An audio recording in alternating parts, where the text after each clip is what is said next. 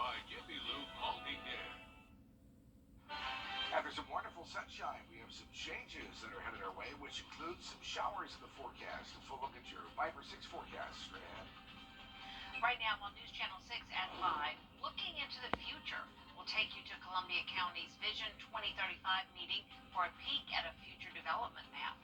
Plus, with commissioners approving funds of more than $60,000, why is the sheriff's office delaying the placing of cameras in high crime areas? And funding pours into the Riverwalk. We'll take a look at the plan to add upgrades and how much it will cost. As your news at 5 starts now. Live from Television Park, this is WJBF News Channel 6 at 5.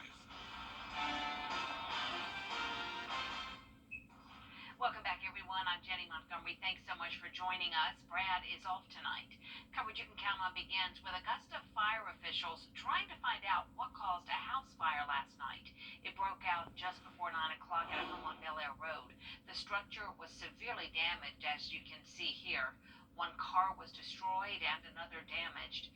Thankfully, no one was injured. The Red Cross was called to help one person who lived there find a place to stay.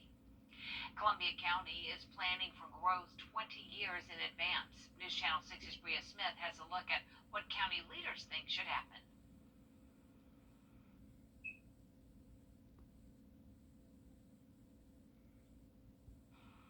And we apologize for those technical difficulties.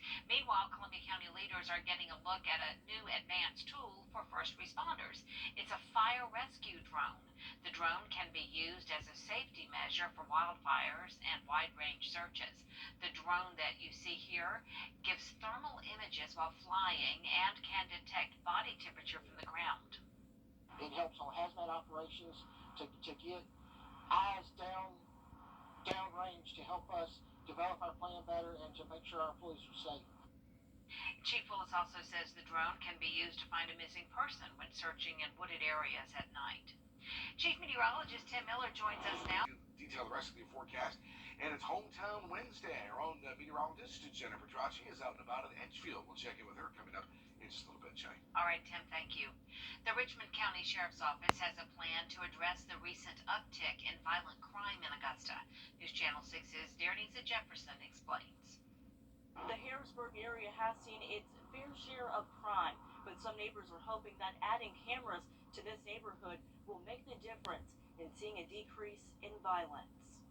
If they know that they're being watched, I think they'd be a little bit more careful. Well, I think it would certainly help cut down on crime, or it would, if it didn't, it would help them be able to catch criminals. The approval of $62,000 in funding for the Sheriff's Office budget will allow for 50 new cameras to be installed around the city. Some people living in Harrisburg hope some of those cameras will go into the neighborhood to help cut down on crime.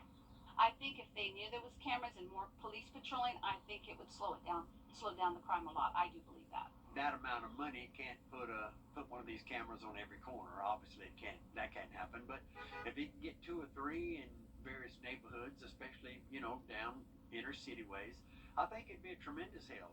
Sheriff Richard Roundtree says the cameras will include surveillance and license plate readers and will go in high crime areas. Based on the area where we've had some concentrated gun violence, the cameras will go up in those areas. We also, unfortunately, have some mobile cameras that can be moved if we do see areas that see an uprise in crime. He hopes it will address the recent uptick in violent crime across the city. This is what we consider one of the immediate proactive measures that we can do. This is not a long-term fix. Eventually, like I said, when I got in office 10 years ago, eventually we want a county-wide camera system that covers all of the county. While Roundtree would not give specifics on where those cameras are going, he says 25 have already been installed and are in use.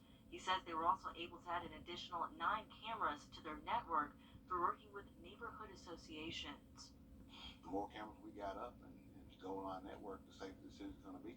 In Augusta, Denise Jefferson, WJBF, News Channel 6. Spending money on parks is a priority for Augusta, but commissioners are taking a wait-and-see approach at one popular site. The proposal is to spend hundreds of thousands of dollars in Rescue Act funds on the Riverwalk. The money would be used for upgrades like a splash pad, shade structures, and a new restroom. But commissioners are holding off on a decision until they take a planned tour of city parks next week. The commission made the decision that we're going touring all the parks on May 19th. We'll be going around all the parks as a commission together. And we felt like holistically to look at it that way, to see the needs of all the parks before making the decision. I know just one issue in my district is the Warren Road lights that we hadn't put back on yet. The proposal before city leaders is also calling for $150,000 in spending at Diamond Lakes for tennis and pickleball courts expansion. It is Safe Kids Week. How to keep your children safe during the summer, as Chloe Salsameda tells us. Firefighters tell me they get many calls relating to child rescues and child safety in the summertime, and they want families to be prepared to keep their kids safe. Kids are getting ready to say goodbye to school and hello to summer. But child safety experts say summer can be a dangerous time.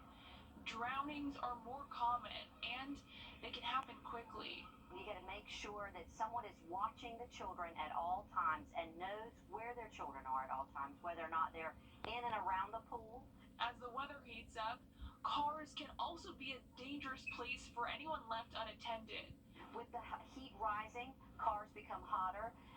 Each minute that a child is left in the car, it is more and more injuries in relation to heat stroke death. To prevent this, experts urge parents to always check the back seat before you lock up. You can remember by keeping something essential in your back seat, like your cell phone or briefcase, so you don't forget. Coming up next, concerns about the rise in crime across the United States. Plus, the latest on a deadly bank shooting in Illinois. Stay with us.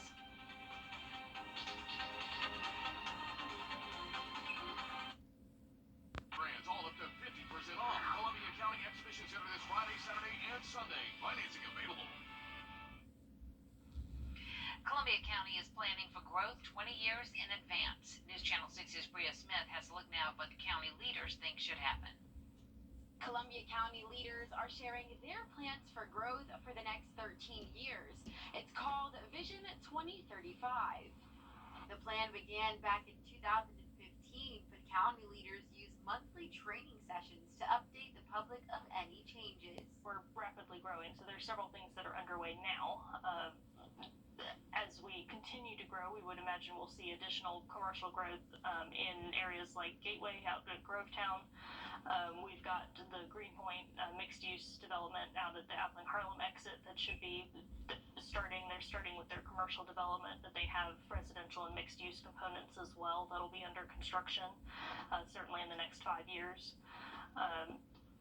And then the plan allows for some additional kind of infill development in Martinez and Evans and in areas that are already developed. Business owners and representatives who came to Wednesday's meeting say their main concerns are keeping rural areas intact.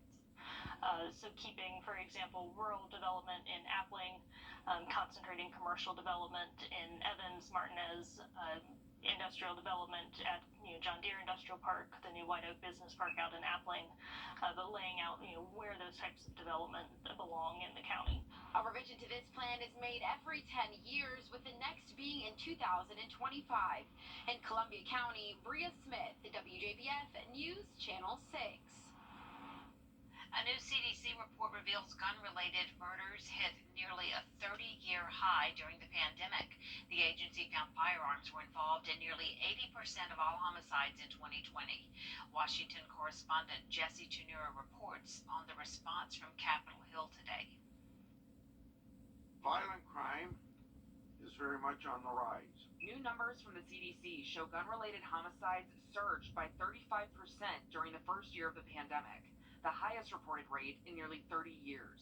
There's been a disregard of the respect for law. Federal researchers attribute the surge to many factors, including the stresses of the pandemic, a gun-buying spree before former President Donald Trump left office, and protests over police use of lethal force. But Iowa Senator Chuck Grassley offered a different reason. We must back the blue and take crime more seriously than this administration is doing. Grassley and his GOP colleagues, including Nebraska Senator Deb Fischer, argued the president's focus on gun control will not reduce violent crime. The administration's response has been weak. Fischer wants the Senate to pass a resolution that would enforce current criminal justice policies, but President Biden has taken matters into his own hands. This is gun. It's not hard to put together. Exactly 1 month ago, the president signed an executive order to ban the buying and selling of ghost guns, firearms with no serial numbers and no background check required. You can't connect the gun to the shooter. The president has also signed orders to limit the availability of certain weapons and encourage states to pass gun control legislation.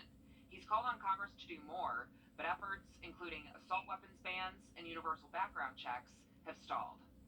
In Washington, I'm Jesse Tenor. Today, police say an armed suspect is dead and the hostages initially held inside a bank are safe. But there are several unanswered questions, including motive. Police in Illinois say the incident started as a hostage situation.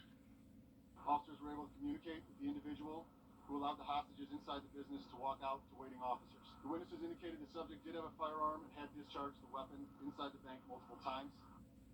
Police say a SWAT officer fired one shot at the suspect. Coming up next, a look into our full forecast with Chief Meteorologist Tim Miller, plus the drought emergency out west. Stay with us for details.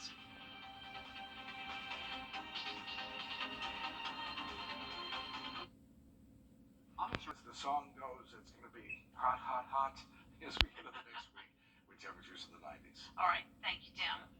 Now to the drought emergency in the west. With water levels dropping to an all-time low, new restrictions are on the way, and they could be a wake-up call for homeowners. Mona Kosar-Abdi has more. The surprising news from California. Despite the historic drought, the state is using more water, not less. Water usage rose 19% in March compared to the same period in 2020, and now unprecedented new water restrictions are being imposed. Affecting 4 million people in Southern California, where beginning next month, outdoor watering will be limited to 2 days per week. We're 3 years into a major drought, and the first 3 months of this year were the driest ever recorded in California. And the California Senate is going one step further, passing a bill to limit indoor water usage. Right now, the state standard for daily indoor usage is 55 gallons per person, but under the bill passed by the Senate, that would be lowered to 42 gallons in the coming years. In the meantime, Lake Mead, which supplies water to 7 states, is evaporating before our eyes, with levels dropping 170 feet since the 1980s. With that white line to remind us what full is, it's definitely, it's obvious something is changed. The low water level now revealing at least 2 bodies, one dating back decades. The person had been shot and was stuffed in a barrel. It was kind of freaky. We had to keep questioning ourselves if this was really real or not. The discoveries are recalling the days of organized crime in nearby Las Vegas. Oscar Goodman, a former Vegas mayor and defense attorney for members of the mob, tells the Associated Press, quote, "There's no telling what we'll find in Lake Mead. It's not a bad place to dump a body." Authorities are working to identify those remains. As for the bill in California limiting indoor water use, it still needs to be approved by the state assembly. Mona Kosar-Abdi, ABC News, New York. Coming up next, a speech that you won't forget. The valedictorian at Rollins College with autism delivers the commencement address without a word. Stay with us.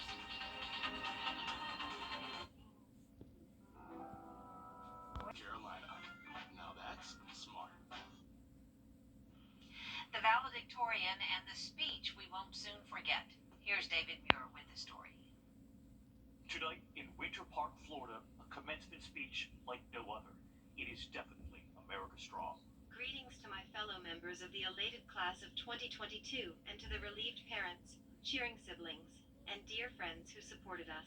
Valedictorian Elizabeth Bonker delivering the commencement address to her class at Rollins College without speaking a word. Today we celebrate our shared achievements. I know something about shared achievements because I am affected by a form of autism that doesn't allow me to speak. Elizabeth was diagnosed with autism. She's nonverbal, but it hasn't stopped her. Going to school, learning, and communicating in her own way. Using her finger to point to letters one by one, spelling out the words. Finding her voice with computer-generated text-to-speech technology. God gave you a voice. Use it. And no, the irony of a non-speaking autistic encouraging you to use your voice is not lost on me. Because if you can see the worth in me, then you can see the worth in everyone you meet. Elizabeth graduated with a 4.0, majoring in social innovation and a minor in English. And right here tonight, Hi, David. Elizabeth, the valedictorian. We cannot speak, but we can hear, feel, and think. Just like the deaf use sign language, non-speakers who learn to type will no longer suffer in silence. And tonight here, Elizabeth, with a lesson for us all. Sometimes, it is the people no one imagines anything of, who do the things no one can imagine. Be those people. Be the light. How inspiring. We're back at 6 o'clock, but count on News Channel 6 for more coverage you can count on at 5:30. John Hart and Dee Griffin are here with us now to show us what's coming up. Thanks so much, Jenny. Coming up next at 5:30, the latest on the manhunt of an inmate and deputy in Alabama who escaped 11 days ago. And the miraculous story of a passenger with no flight training safely landing a plane after the pilot